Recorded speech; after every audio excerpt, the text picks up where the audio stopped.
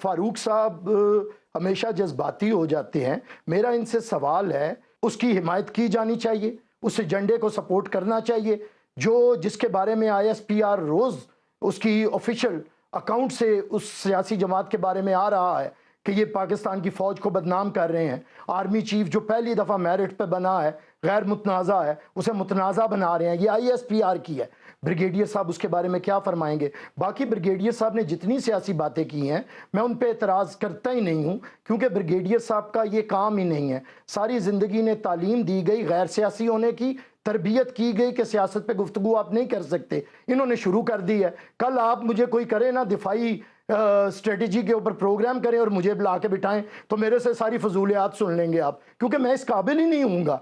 मैं लॉयर हूँ, मेरे से लॉ पे लें, मैं पॉलिटिकल एक्टिविस्ट हूँ, उस पे लें। ब्रिगेडियर साहब से जब हो, मेरी आपसे रिक्वेस्ट है, ये बड़े सियाने हैं दिफाई तज्जिया निगार की हैसियत से। सियासत में ये जीरो है, इन्हें ना बुलाया करें, जो बात की है ना, इन्हें ना बुलाया ये करें। ऑफिशियल अकाउंट से कोई ऐसे बयान सामने नहीं आया, गैर सियासी ये थोड़ा सा ज्यादा हो गया है। फारूक हमीद साहब, ये जो बातें कर रहे हैं बैरिस्टर साहब, इस पे आपका क्या ओपिनियन है जी?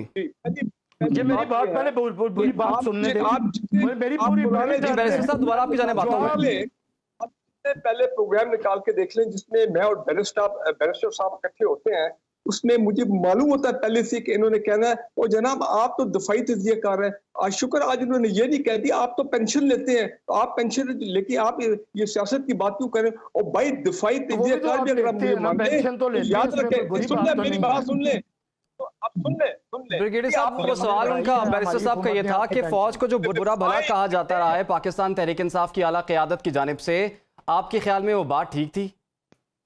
नहीं, वो तो हम जब वो कर रहे थे, हमने बड़ा मीडिया पे बैठ के इनको बड़े डायरेक्टली इनडायरेक्टली मैसेजेस भी दिए थे कि आप अपनी लैंग्वेज को टोन डाउन करें, और क्योंकि आपके ताल्लुकात, और इन्होंने फिर उसमें बड़ा चेंज आया। अब आप देखें बड़ा अरसा हो गया उन्होंने वो लफ्ज इस्तेमाल नहीं किए, लेकिन इंपॉर्टेंट चीज ये भी ब्रिगेडियर साहब को दे दी। नहीं, बैरिस्टर साहब एक बात बड़ी क्लियर है, मैं ऐसे तो ना करें। बैरिस्टर साहब आपके जाने भी आते हैं। पाकिस्तान की दफा, पाकिस्तान की कौमी सलामती, सिक्योरिटी, पॉलिटिकल इंस्टेबिलिटी, ये इकोनॉमिक इंस्टेबिलिटी, ये आईनी बुरान, ये सब इससे इफेक्ट होते हैं। इसलिए मैं यहाँ पे आज प्रोग्राम में बैठ के कह रहा हूँ कि ये आप चीजें बंद करें, सियासतदानों की जिम्मेदारी है। अगर आप ये हालात खराब करेंगे मुल्क में तो पाकिस्तान की सलामती इफेक्ट होती है। यहाँ में आप मुझे आपने काट के तो बैरिस्टर साहब आपकी एक जरा नुक्ता ये समझा दें, ये जो 90 दिन आइन में लिखा हुआ है 90 दिन में इलेक्शंस, अब इस नुक्ते का क्या करें हम? सुप्रीम कोर्ट में मामला ये गया है और उनके सामने तो आइन है, आपके ख्याल में क्या हो सकता है? मैं समझाता हूँ। इसी के ऊपर जब जजेस बैठे थे, अतर में नल्ला साहब और दूसरे जज ने सवालात उठाए थे, या अफरीदी साहब ने भी और शायद मंसूर अली शाह साहब ने भी, उन्होंने ये बात की थी कि अभी तो हमें ये देखना है कि क्या असेंबलियाँ ठीक टूटी हैं, क्योंकि पंजाब का वज़ीर आला भी कहता था कि नहीं टूटनी चाहिए, KPK का भी वज़ीर आला कहता था नहीं टूटनी चाहिए, खुद इमरान खान ने कहा कि मेरी 99% लोग KPK के और पंजाब की असम्बलियों के कहते हैं असम्बलियाँ नहीं टूटनी चाहिए। तो एक फ़र्द वाहिद की ज़िद और हट दर्मी पे टूटी गई असम्बलियों के मेलाफाइडी इंटेंशन को नहीं देखना चाहिए? ये सवाल है। क्या कहता है, आइन में क्या लिखा हुआ है? क्या ये इख्तियार वज़ीर आला का नहीं है कि वो असेंबली तहरीर कर सकता है?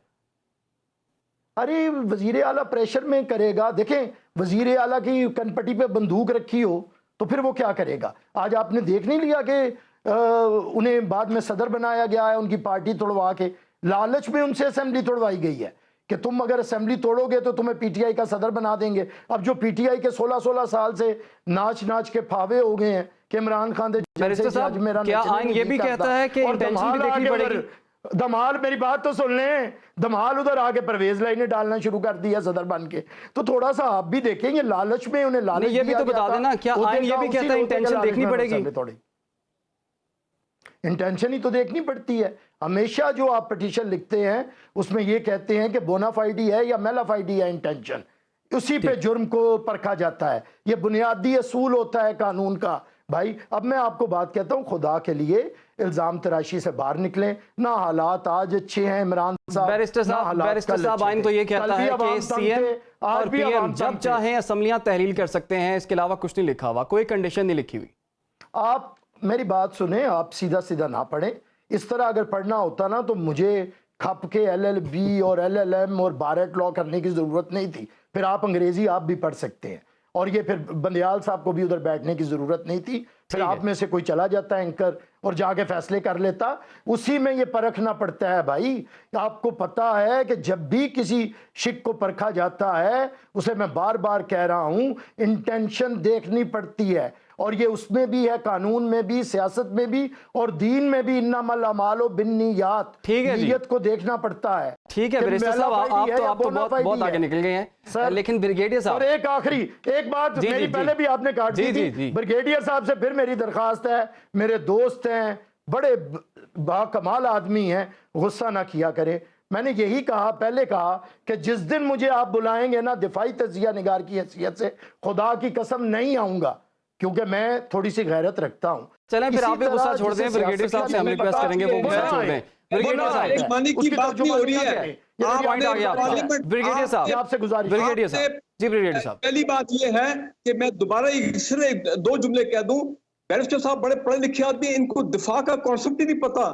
یہ سمجھتے ہیں دفاع وہ صرف لڑائی، بارڈر کے اوپر لڑائی ہے. دفاع یہ سب کچھ جو ہو رہا ہے یہ پاکستان کے دفاع کے خلاف ہو رہا ہے. پر یہ بات آپ کو اگر سمجھ نہیں آ رہی تو سوری، میں نہیں سمجھا سکتا ہوں. لیکن میں آپ کو ایک گائیڈ کروں. جنرل حمید گل والی انٹرپریٹیشن نہیں مانیں گے، اس نے پاکستان کو برباد کیا ہے. چلیں بیرسٹر صاحب اپنی اپنی ٹرن پہ بات کر لیتے ہیں. یہ انٹرپریٹیشن نہیں، قومی سلامتی یہ غلط تشریح ہے، نہ کریں.